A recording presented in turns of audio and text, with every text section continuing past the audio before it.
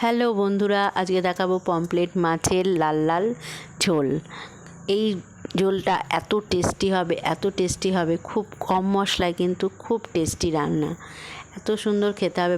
প্রথমে ভালোভাবে হলুদ মাখিয়ে নিচ্ছি মাছগুলোতে লবণ দেব না, যেহেতু ঝোলটার মধ্যে লবণ দেব। আর এগুলো যেহেতু সামুদ্রিক মাছ, তো এর মধ্যে লবণ দিলে বেশি ঢুকে যাবে, যেহেতু ঝোলের মধ্যে ফুটবে সেই লবণেই লবণ হয়ে যাবে। দেখুন নিয়ে নিচ্ছি টমেটো। এটা টমেটো দিয়ে বেশি রান্না, অনেকগুলো টমেটো, 4টে টমেটো নিয়ে নেওয়া হয়েছে।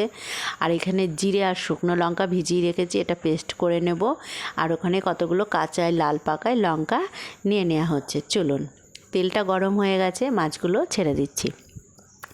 যেহেতু মাছটা অনেকটা বড় বলে দুটো দুটো করে ছাড়ছি, একসাথে অনেকগুলো দেব না, তাহলে লেগে লেগে যেতে পারে। এই জন্য দুটো দুটো করে ভেজে নেব। দেখুন ভাজা হয়ে গেছে মাছগুলো, বেশ একটু লাল লাল করে ভালোভাবে ভেজে নিচ্ছি। একটু শক্ত একটু লাল লাল করে ভেজে নিচ্ছি, না হলে মাছগুলো এগুলো তো এমনি একটু নরম মাছ, ঝোলে দিয়ে একটু ফোটানো হবে। এরকম করে ভেজে নিলে খেতে খুব ভালো লাগবে। এই ঝোলটা একটু অন্যরকম, আপনারা জানি না এর আগে এরকমভাবে খেয়েছেন কি না, কখনো অনেক রকম তো খেয়েছেন। এই ঝোলটা একটু অন্যরকম। দেখুন ওই তেলের মধ্যে মাছ সব ভাজা হয়ে গেছে, ওই তেলের মধ্যে একটু তেল দিলাম, একটা শুকনো লঙ্কার কটা জিরে ফোড়ন দিচ্ছি। এটা একটু ভাজা ভাজা হয়ে গেলে আলুগুলো ছেড়ে দেবো, এতে আলুও দেবো। আপনারা যদি আলু না খেতে চান আলু দেবেন না, আপনারা আলুটাকে স্কিপ করতে পারেন, কিন্তু এটা আলু দিলেও ভালো লাগবে খেতে। আলুগুলোকে ভালোভাবে ভাজা ভাজা করে নিচ্ছি। আলুটা দেখুন ভালো করে একটু ভাজা ভাজা হয়ে আছে। এবার যে জিরে, কাঁচা লঙ্কা, শুকনো লঙ্কার পেস্টটা করে রেখেছিলাম সেটা দিয়ে দিলাম। অনেকে আছেন যারা শুকনো লঙ্কা খেতে পছন্দ করেন না। এবার টমেটো পেস্টটাও দিয়ে দিলাম। টমেটোটা অনেকটা পরিমাণে টমেটোটা লাগবে, প্রায় 4টে বড় বড় টমেটো এতে লাগবে, কারণ টমেটো আর জিরে লঙ্কাতেই রান্নাটা, কোনো আদা টাদা কিছু পড়বে না, কোনো গরম মশলা টশলা কিচ্ছু লাগবে না এতে।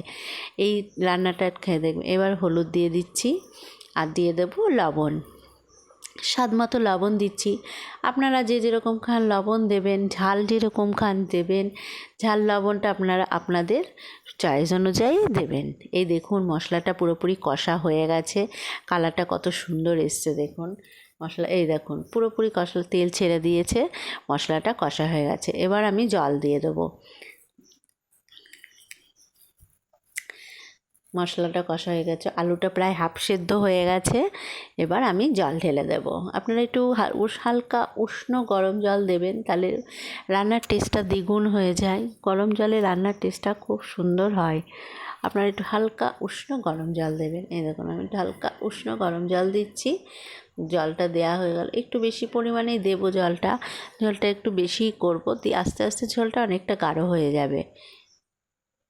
আপনারা এরকমভাবে বানিয়ে খাবেন, দেখবেন কতটা টেস্টি লাগে। জানি না এরকমভাবে আগে খেয়েছেন, পমফ্রেট মাছ তো অনেক রকমভাবে খেয়েছে। দেখুন জল দিয়ে মাছগুলো ছেড়ে দিয়েছি, মাছগুলো ফুটছে। এবার আমি 5 মিনিটের জন্য একটু চাপা দিয়ে রেখে দেবো।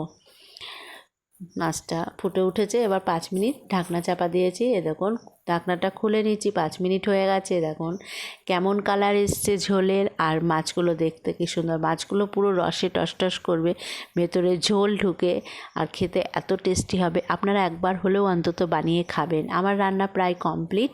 এই দেখুন ঝোলটা দেখছেন পাতলা লাগছে, কিন্তু আস্তে আস্তে ঝোলটা টেনে যাবে, তখন একটু গাঢ় গাঢ় হয়ে আসবে। আলুগুলো সেদ্ধ হয়ে গেছে, মাছগুলো ফুটে গেছে, আমার রান্না কমপ্লিট। এবার ঢাকনাটা চাপা দিয়ে আমি গ্যাসটাকে অফ করে 5 মিনিট রেখে দেবো। আমার রান্না কমপ্লিট। আমার রান্নাটা ভালো হলে একটা লাইক করবে।